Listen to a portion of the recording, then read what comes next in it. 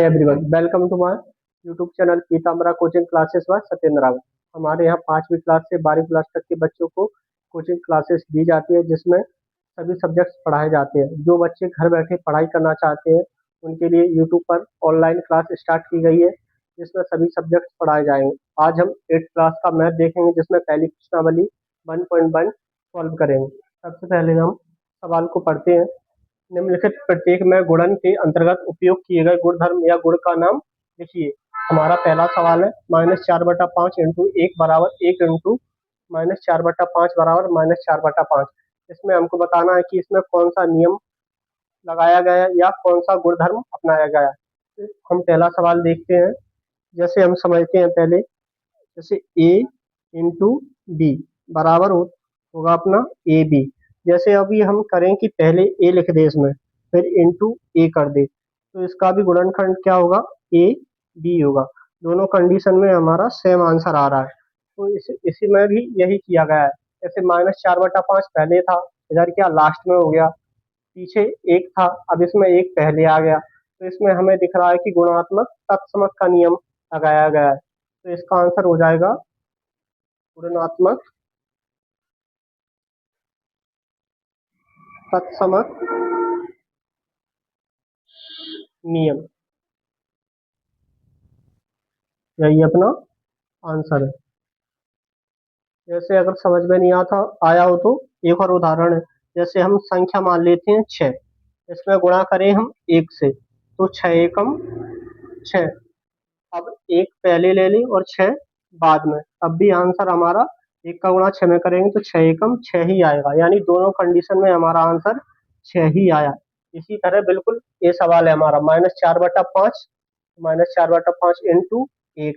अब इसमें क्या हुआ, एक पहले आ गया फिर -4/5, इन दोनों कंडीशन में हमारा आंसर 4/5 ही आएगा। तो इस नियम को बोलते हैं हम गुणात्मक तत्समक नियम। हमारा दूसरा सवाल है -13/17 इंटू -2/7 बराबर -2/7 इंटू -13/17। तो इसमें हम देख सकते हैं कि जो क्रम है हमारे संख्याओं के, जो -2/7 लास्ट में था वो लिख दिया हमने पहले, और जो 13/17 हमारा पहले था वो पहुंच गया लास्ट में। तो इसमें क्रम चेंज हुए हैं हमारे, तो इसे बोल सकते हैं हम क्रम विनिमयता का नियम, क्योंकि इसमें क्रम चेंज किए गए, इसीलिए इसे बोलेंगे क्रम विनिमयता का नियम। यही अपना आंसर है, क्योंकि संख्याएं अभी 13/17 थी, फिर 2/7 थी, तो बराबर के इस साइड आए तो 2/7 पहले आ गया और 13/17 लास्ट में पहुंच गया, तो क्रम चेंज कर दिए इनके। तो ये हो गया हमारा क्रम विनिमयता का नियम। हमारा तीसरा सवाल है -19/29 इंटू 29/-19 बराबर 1। जैसे हम इसके लिए सवाल समझते हैं, a/b लिखा है हमारा, अगर हम इसका उल्टा करें, बी ऊपर कर दे और ए नीचे कर दे, तो a/b का उल्टा हो गया b/a, यानी इसका प्रतिलोम यानी उल्टा हो गया। जैसे हमने हिंदी में पढ़ा होगा विलोम शब्द, उसमें हमेशा उल्टा होता है, ऐसा ही इसमें 19/29 था, 29 ऊपर आ गया, 19 नीचे आ गया। तो ये कौन सा है हमारा गुणात्मक प्रतिलोम, क्योंकि उसका उल्टा हो रहा है। गुणात्मक प्रतिलोम, यही हमारा आंसर है। अब दूसरा सवाल है, बताइए कौन से गुणधर्म या गुण की सहायता से आप 1/3 इंटू कोष्टक 6 इंटू 4/3 को 1/3 इंटू 6 इंटू 4/3 के रूप में अभिकलन करते हैं। तो इसके लिए हम पहले समझेंगे, जैसे हमारी 3 संख्याएं 1 2 3, तो इनको एबीसी मान लें हम, ए इंटू बी इंटू सी, एबीसी है।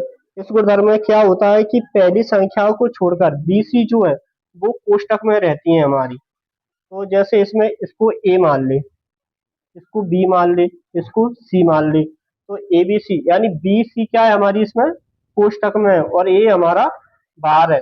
अब दूसरी कंडीशन क्या दी है, ए इंटू बी इंटू सी, इसमें क्या ए और बी कोष्टक में है, और सी भार है। तो ये सी 4/3 हमारा भार है। तो इस गुणधर्म को बोलते हैं हम सहचारता का नियम।